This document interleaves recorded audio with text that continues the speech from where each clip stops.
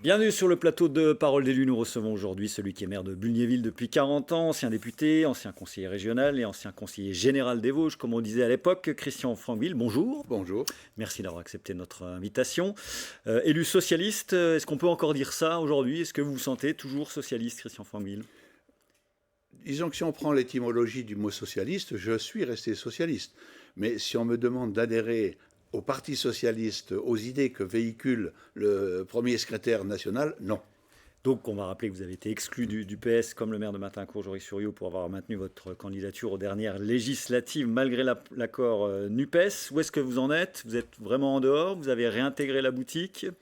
Moi, Là, je parle d'un point de vue politicien oui, pur. Je ne l'ai pas quitté en réalité, puisque mon exclusion était basée sur 6 mois, et les 6 mois étaient écoulés lorsque la sanction, si je puis l'appeler ainsi, a été prononcée. Donc aujourd'hui, vous avez envie d'y retourner. Alors vous y êtes de fait, mais comment vous voyez l'évolution de ce parti qui était vampirisé quand même par la NUPES évidemment, et avec cette tendance aujourd'hui à essayer de se réautonomiser? Disons que l'avenir du Parti socialiste, il ne trouvera de place dans le kaléidoscope politique qu'à une seule possibilité, c'est d'abord de retrouver ses valeurs et non pas celles des autres. Actuellement, nous sommes sur des valeurs qui ne sont pas celles du socialisme démocratique tel que nous le concevons. Donc la ligne forte qu'on voit là à côté de vous, pour Oui. vous, on se trompe complètement? Oui, disons que moi je n'ai pas hésité, d'ailleurs c'est pour ça que je suis vraiment en dehors de ce parti. Je sais que cet accord n'avait pour but que de sauver des têtes, notamment la sienne, du premier secrétaire national. Dans les villes, on a sacrifié la campagne, vous oui, le savez tout à bien fait, un petit oui, peu oui. comment ça s'est Donc on ne peut pas adhérer à cette mécanique de destruction de l'esprit du Parti social-démocrate, parce qu'avant toute chose, nous sommes des sociaux-démocrates. Alors aujourd'hui, on entend beaucoup parler de Bernard Cazeneuve, qui essaye de réorganiser le PS. Pour vous, c'est la voie à suivre? C'est quelqu'un dont le profil vous intéresse? Le profil m'intéresse, mais je le trouve, je le dis sincèrement, un peu trop mou. Personnellement, je préférerais qu'on prenne des initiatives avec Stéphane Le Foll, qui est un petit peu plus charismatique, un peu plus dynamique. Donc, pour reprendre le parti, il faudrait quelqu'un comme Stéphane Le Foll, qui avait d'ailleurs tenté tout de suite derrière les échéances électorales désastreuses. Il avait voulu reprendre le parti, mais bon, là, vous savez, les majorités à l'intérieur des partis, c'est quelque chose de compliqué, c'est une alchimie difficile, mais en tout cas, celle-ci a marché. Alors, on a l'habitude de voir à Bulgnéville, et ça a été le cas il y a quelques jours encore, François Hollande, que vous invitez régulièrement au banquet républicain. Pourquoi d'ailleurs? Il y a un attachement particulier ou c'est le fait que l'ancien président, pour vous, a son mot à dire aujourd'hui dans le contexte de ce jour? D'abord, François a toujours été quelqu'un de très chaleureux avec moi. Je l'ai sollicité lorsqu'il était aux affaires de nombreuses fois et il a toujours répondu favorablement dans la mesure du possible. Il a suivi beaucoup de dossiers dans cette circonscription, dossiers économiques, dossiers des hôpitaux. Et donc, c'est aussi pour moi l'homme qui peut recréer le Parti socialiste autour de valeurs qui sont davantage les miennes. Donc pour vous, son heure n'est pas passée? Il a encore un vrai rôle à jouer? Oui, je pense qu'il a encore un vrai rôle à jouer, même si lui ne le souhaite pas. Mais je pense que si, avec Stéphane Le Foll, on pouvait reprendre des initiatives, il serait présent dans cette nouvelle organisation du parti. Alors, on va prendre un petit peu le pouls du PS au niveau vosgien. C'est la portion congrue. Hein. C'est quoi, 150 adhérents aujourd'hui, dans la moitié quasiment de Bulgnéville. Comment vous voyez les choses au niveau local? C'est assez inaudible, il faut bien le dire. Oui, c'est sûr qu'on a un secrétaire fédéral qui est pas très charismatique dans la mesure où il n'a jamais obtenu un mandat électif. Donc c'est un peu compliqué pour lui. Donc on essaye de le bousculer un petit peu. Disons que sa ligne serait très proche de la mienne. C'est ce qui explique pourquoi il est le premier secrétaire, notre premier secrétaire. Oui, c'est un anti-NUPES clairement exprimé. Oui. Mais il est inaudible, comme vous dites, parce qu'il est peut-être pas suffisamment disponible. Je pense, moi, qu'il peut faire mieux. Ce qui veut dire que la voix de la gauche, en général, je le sais bien parce que j'invite quand même des gens tous les Oui. lundis, est très très difficile à entendre au niveau vosgien. Il y a très peu d'élus aujourd'hui, alors que si on reprend la photographie d'il y a une quinzaine ou une vingtaine d'années, c'est circonstanciel ou pour vous le problème est structurel et va durer encore longtemps? Vous savez, je crois qu'on est sur ce grand chambardement politique national, et dans les Vosges, peut-être pire encore, dans la mesure où il y a toujours une hégémonie de la droite sur le département. C'était une nouveauté Oui. pour personne. L'emprise Poncelet était très très forte. Et puis, donc, on avait réussi à conquérir par le charisme des personnes, des personnalités sur le terrain. On avait réussi à avoir un nombre important de conseillers généraux à l'époque, de maires, et d'élus municipaux. Mais aujourd'hui, finalement, on voit bien la droite conserve le pouvoir dans le département, mais si on analyse un petit peu, je crains que la tendance qu'on a connue aux législatives la dernière fois ne se transpose sur le département, parce que en voulant une hégémonie de droite comme ça a été le cas depuis 40 ans, je crains que finalement le recours, ce ne sera pas apparemment si La on gauche, reste mais l'extrême la droite. gauche, mais ça peut très bien être l'extrême droite. Donc la droite vosgienne, qui est en responsabilité depuis 40 ans, a une lourde responsabilité dans ce qui peut arriver. Vouloir tout sans partager, de toute façon, l'implosion vient de l'intérieur et on ouvre les portes à des extrêmes. Alors, on sort du congrès des maires, au cours duquel on a beaucoup parlé de violence physique et verbale à l'égard des maires. Pour vous, c'est plutôt un écran de fumée. Le vrai problème n'est pas là. D'abord, question simple, est-ce que vous avez été, vous, victime, entre guillemets, de violences physiques ou verbales depuis 40 ans à Bunyaeville? Et est-ce que cette tendance-là est de plus en plus forte? Non. Personnellement, je ne le ressens pas. Je pense peut-être que c'est dû aussi à la longévité, où les gens ont appris à me connaître, ils connaissent mon caractère, ils savent qu'on peut marcher sur un pied, mais si on marche sur le deuxième, il va peut-être y avoir une réaction. Mais globalement, je n'ai jamais de toute façon subi une agression physique. Bon, des agressions verbales. Avec des plaintes, hein, vous avez quand même porté plainte une ou Oui, deux fois. j'ai porté plainte parce que c'était vraiment des agressions verbales très très fortes. Et donc j'ai choisi à 2 reprises, avec des menaces quasi de mort. Hein. Donc, mais aujourd'hui, j'en vois encore sur Internet, mais avec des mots presque indescriptibles. Mais on voit mort, crevé. Donc, mais vous savez, je crois qu'il ne faut pas penser que c'est une majorité qui doit nous faire renoncer à la mission des maires. Il y a tellement de belles choses à faire.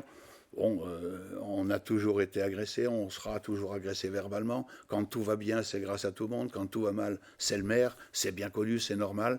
Mais pour vous, le problème n'est pas là aujourd'hui. Voilà. C'est-à-dire que vous auriez souhaité qu'au Congrès des maires, on mette beaucoup plus l'accent sur notamment la baisse des dotations, clairement. Tout à fait. Mais on a laissé en une dizaine d'années, les communes en France ont perdu 73 milliards d'euros dans le cadre de la baisse de la dotation de fonctionnement. Vous avez perdu en compétences aussi, hein, Oui. les Comcom ont pris énormément d'importance. Oui, mais on ne peut pas dire que, par exemple, dans des petites intercommunalités comme la nôtre, on n'a pas changé quoi que ce soit. Il y avait la grosse dépense, c'était la collecte et le traitement des ordures ménagères. Il y avait le portage des repas, le transport. Tout ça existe. Rien d'autre n'a existé. Si ce n'est entrer dans la tracasserie administrative.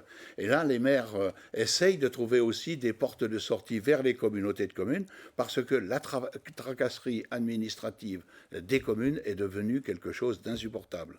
Alors vous avez lancé récemment un appel au sursaut à la concorde du territoire de la Plaine pour faire face aux pertes d'emplois et démographiques. Pas besoin de faire de dessin, nos téléspectateurs qui ont suivi tout cela avec le plan social du côté de Nestlé Waters et les difficultés. Quelle est pour vous aujourd'hui la priorité? D'après ce qu'on a compris, vous voulez raisonner en termes de bassin et arrêter les petits clivages, c'est ça? Oui. Vous savez, on ne travaille pas assez ensemble, clairement, pour vous aujourd'hui? Oui, on ne fait rien ensemble. Hein. Disons qu'on n'utilise pas les compétences. Et moi, aujourd'hui, je me positionne dans ce dossier comme un donneur d'alerte. Et la conclusion du mot que j'ai fait à tous les élus, je dis, on ne pourra pas, je me mets avec, on ne pourra pas dire qu'on ne savait pas. Mais on voit bien l'économie des Vosges n'est pas excellente. Elle se concentre beaucoup, tout ce qui est nouveaux emplois de demain, autour d'Épinal, un petit peu autour de Saint-Dié, mais la plaine regarde cela. On ne voit rien venir. Nestlé, on a perdu 3000 emplois en 30 ans. Aujourd'hui, le dernier plan, en 2017, il restait encore 1021 emplois. Aujourd'hui, on vient de passer à 550 emplois. On transformait, enfin, on mettait de l'eau en bouteille, 1,5 milliard de cols d'eau en 2017. Aujourd'hui, on est à 960 millions. Mais ce qui est important, je ne le reproche pas à Nestlé Waters, ou Nestlé tout court, de faire en sorte que sa mise en bouteille d'eau soit rentable. Mais il est évident qu'il faut qu'ils prennent en compte les emplois qu'ils ont supprimés. On vient de leur obtenir, le 20 octobre 2022, ils ont obtenu par arrêté préfectoral jamais autant d'eau. Ils ont obtenu, gîte A et gîte B, 2 600 000 mètres cubes cette fois-ci de manière officielle. En contrepartie, on n'a rien exigé. On n'a pas demandé à Nestlé de réimplanter des activités économiques sur notre territoire. En contrepartie, de l'eau, oui, il faut leur donner de l'eau. Donc on subit beaucoup trop, d'après ce qu'on comprend. Pour vous, on ne prépare pas. D'abord, il y a les nouveaux emplois, les nouvelles technologies qui vont arriver. On ne s'inscrit pas trop dans ce domaine. Mais la France, si vous voulez, c'est pareil. Quand on voit une balance du commerce extérieur qui est déficitaire de plus de 100 milliards, il est évident que c'est parce que nous ne nous mettons pas en condition d'exporter, mais plutôt d'importer. C'est-à-dire qu'on n'est pas assez sur les nouvelles technologies. Donc, l'Ouest vosgien, dans ce domaine, il y a bien sûr une belle activité économique et la fromagerie de l'Hermitage, mais il ne faut pas dormir sur ses lauriers. Il y a une petite entreprise agroalimentaire également, Piswich à Bunyeeville, qui maintenant emploie 70 salariés, que j'ai bien eu du mal à faire venir et ensuite à faire démarrer. Mais on a des entreprises, des pans économiques importants, tels que OI International, on ne sait à Gironcourt, pas, bien sûr. à Gironcourt, et puis le bois et l'ameublement. Heureusement qu'il y a aujourd'hui Châtenois, avec WM. Voilà, donc je pense qu'il faudrait qu'on travaille ensemble, de concert, sur ce dossier, qu'on utilise les compétences. Et j'avais, moi, il y a une vingtaine d'années, créé une association de développement économique, un mini-comité économique et social, avec des bénévoles et non pas une structure bis qui va coûter, on ne fait plus rien. Moi, je regarde les communautés de communes. Donc, pas rajouter de strates, c'est ce que vous voulez dire. On en a déjà donc, assez. Oui. Alors, il nous reste deux bonnes minutes. Un mot quand même, évidemment, sur l'eau. Vous l'avez déjà évoqué avec le piézomètre donc, qui a été inauguré en grande pompe il y a peu. Vous l'avez dit, il faut surveiller de beaucoup plus près. Et puis, d'autres éléments importants sur le territoire, c'est aussi la santé. Aujourd'hui, on recevait le ministre de la Santé dans les Vosges. Où en est le chauffe? Qu'est-ce que vous réclamez? Un mot sur l'eau, un mot sur la santé. Sur l'eau, il est évident que on voit bien, d'après les données qui nous sont communiquées, le niveau remonte. Donc aujourd'hui, tout le monde s'arrange pour pomper moins. On devrait donc retrouver une situation... Frémissement. Oui, frémissement. Voilà. Mais comment on va pomper moins? La fromagerie de l'Hermitage, par exemple, est passée de plus de 800 000 m3 à 400 et quelques 1000 m3. Donc on voit bien qu'il y a des efforts de fait. On travaille sur les fuites avec le syndicat des eaux. Voilà, on essaye de rationaliser au maximum. Quant au problème de la santé, c'est le même problème que l'activité économique. Là encore, si les élus ne sont pas volontaires et travailler ensemble. Il faut oublier qu'on est les urgences de Vittel, nous sommes sur un bassin de vie de 44 000 individus. Si on prend ces 44 000 individus, on doit normalement être desservi en cas de pépin dans les 30 minutes. 7% le sont. 7% le sont. Et si on prend les 10 minutes supplémentaires, on s'aperçoit que 52% ne sont plus desservis par les urgences. Les 10 minutes supplémentaires, c'est le temps d'appel, le temps de réaction. Bien sûr. Et ce sont des vies en jeu. Toute dernière question. Alors, on est allé voir votre mur d'escalade à Bunyeeville ce dimanche. Je renvoie le reportage qu'on va passer cette semaine dans les infos. Gros investissement, 1 200 000. Pour qui, pourquoi et quelle est la destination en quelques mots? Bien, disons que nous avons la chance d'avoir fait un gymnase, un beau gymnase, et nous avions à l'intérieur un mur d'escalade qui était bien. Mais j'ai senti tout de suite qu'avec la reconnaissance olympique de cette activité sportive, On est en plein boom, là. on est en plein boom, donc j'ai senti tout de suite, il faut anticiper, qu'il fallait y aller. Donc on y est allé, on a un président, Bastien, qui est très dynamique, donc maintenant il va être bientôt en pré-retraite, donc il va pouvoir se consacrer Mur de pleinement. 15 mètres, on voit les images, c'est impressionnant, Ouais, nous qui ouais. étions, effectivement.